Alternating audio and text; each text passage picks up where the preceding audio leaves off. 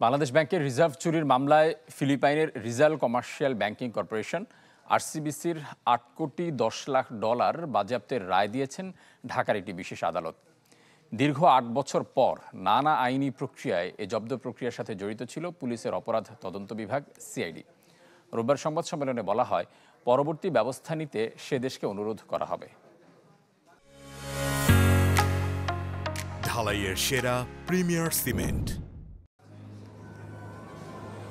২০১৬ সালে যুক্তরাষ্ট্রের federal reserve ব্যাংকে থাকা বাংলাদেশ ব্যাংকের রিজার্ভ থেকে ১০ কোটি ১০ লাখ ডলার চুরি করে হ্যাকাররা। ফিলিপাইনের রিজাল কমার্শিয়াল ব্যাংক আরসিবিসি ও শ্রীলঙ্কায় পাঠানো হয় এসব অর্থ। পরে নানা প্রচেষ্টায় শ্রীলঙ্কা থেকে উদ্ধার করা হয় ২ কোটি ডলার। এই অর্থ উদ্ধারে আইনি লড়াইয়ে যুক্ত করা হয় পুলিশের অপরাধ তদন্ত বিভাগ সিআইডিকে।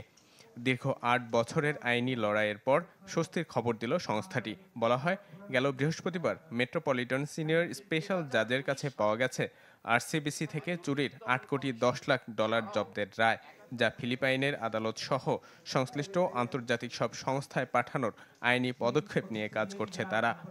সিআইডির প্রচেষ্টায় মহামান্য আদালত গতকালকে কনফিসকেশনের অর্ডারটা করেছে। প্রথমবারের মতো বাংলাদেশে এটি হলো। এই অর্থ সুমুদে অর্থ বাংলাদেশে ফিরিয়ে আনার জন্য সমস্ত কার্যক্রমগুলো অব্যাহত থাকবে। এই আদেশের অনুলিপি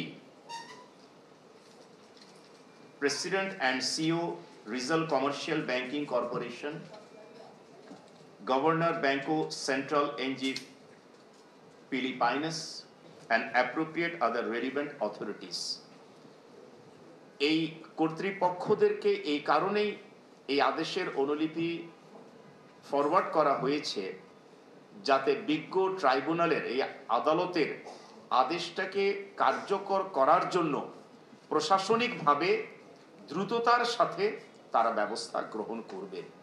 সংবাদ সম্মেলনে বলা হয়, রিজার্ভ চুরির তদন্তে কাউকে ছাড় নয়, সংশ্লিষ্ট সবার বিরুদ্ধেই নেওয়া হবে আইনি ব্যবস্থা। এই অর্ডারগুলো সার্ভ করা হয়েছে, কারণ এটা ওয়ার্ল্ড একটা অর্ডারে চলে, এটা না মান্য করার কোনো কারণ নেই। It's a court order.